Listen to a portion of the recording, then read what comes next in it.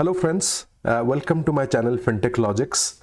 Today we'll discuss about another topic on lending, that is debt consolidation. So recently RBI has issued some guidelines for the lenders to be cautious in determining debt consolidation purposes and distinguish between your right approach of uh, debt consolidation to wrong and to limit debts specifically in the purposes of wrong debt consolidation.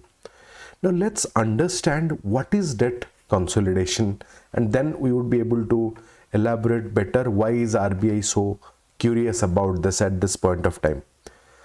Now, if you look at the simple definition of debt consolidation, it is a loan or loans taken to consolidate the past loans which are taken by the borrower. So suppose a borrower would have taken loan 1 and loan 2, and now the borrower is taking an additional loan of $30,000 with might be some difference interest rate and might be some different tenor to pay off the two loans those were existing and just pay EMI for a simple loan. So this is a quite normal practice in case of many types of loans, specifically for secured loans in lending industry, but recently the trend has increased little bit in wrong ways as well. So if you look at what is the purpose of debt consolidation, so either it is done for refinance purpose, so wherein borrower would have taken an earlier home loan and now borrower is taking another loan for the same home purchase, but probably he is getting some better benefits in terms of interest rate or a flexible EMI plan, then in that case borrower will take refinance. Interest rate or APR benefit. So interest rate benefit is where somebody is getting interest rate reduction, or APR is overall cost reduction for the loan repayments. Lower EMI, borrower is not able to pay the loans and he would need to reduce the EMI, not penalizing much on the overall loan life cycle. And the fourth aspect can be multiple loan repayment, that borrower is facing issue managing multiple loans and now he wants to take one loan that will consolidate all previous loans. So these are primarily the purposes why borrower takes or opts for debt consolidation. Now there are patterns where it can be a little bit problematic. So wherein let's say a borrower is taking consecutive loans, that means earlier loan he is not able to repay and is taking another loan to repay the previous loan, right? So that is a sign of danger. Now in the same of let's say higher loan cost, a borrower already has a loan but now he is taking a loan whose cost is more, interest rate or APR is more, but still he is taking. So there is definitely something that we should be thinking about, that why somebody is taking. Extension of period. Now somebody has taken a loan, let's say for 2 years. Now somebody is not able to pay the EMI, and increasing that for 2.5 years is okay, but suppose somebody is taking it for a longer period, so there are chances that borrower is taking another loan and increasing his debt concerns. Now higher unsecured loan. So normally, as we discussed, this is taken in case of secured loans. Debt consolidation is normally secured loans because the loans will continue for a longer period, but instead of that borrower is doing it for unsecured loans, or probably a secured loan being consolidated by an unsecured loan. So those kind of things are not a good sign for debt consolidation, and the lender should be concerned about all these types of purposes.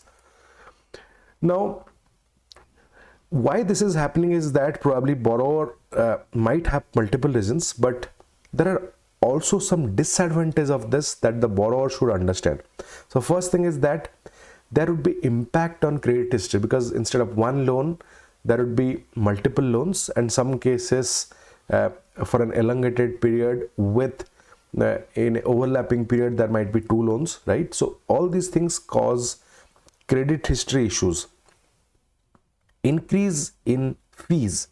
So normally borrowers ignore the aspect of APR and just focus on interest rate. So instead of 9%, suppose they get a 8.5%. So they normally tend to forget about the initial cost or initial fees, refinance fees that the borrower has to pay. So this causes disadvantage if borrower is neglecting this fact. Now, increase in the repayment period. So if it is not required, borrower, why is he trying to increase the repayment period of the loan, right? So this causes issue for your financial management as well. And we have to understand that debt consolidation does not solve your financial problems. Rather, a restructuring of the loan, talking to the same lenders if you are not able to pay, or interest rate benefit can be also got by changing the lending rate with some fees. Those approaches are better than debt consolidation. So debt consolidation should be used judiciously. Now on this aspect, RBI has also issued some guidelines specifically for the wrong purpose debt consolidations.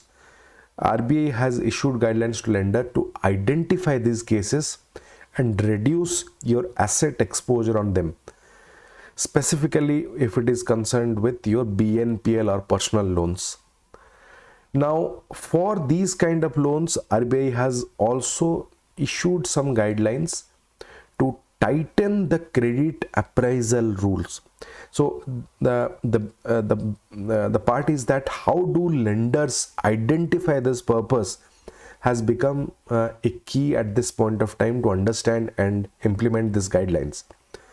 Now RBI also wants portfolios to be reported on a much frequent basis. Monthly reporting should be done by every lender to RBI so that RBI can also do their part of analysis. So as you understand, this is definitely debt consolidation. If it is not used with proper knowledge, it can be harmful for the borrower and for the lender in terms of repayments. So that is why RBI is so much concerned about identifying these wrong purpose debt consolidations and work towards it. I hope you would have got an overview of this debt consolidation. If you like my content, please consider subscribing to my channel. Thanks a lot for watching my video, viewers.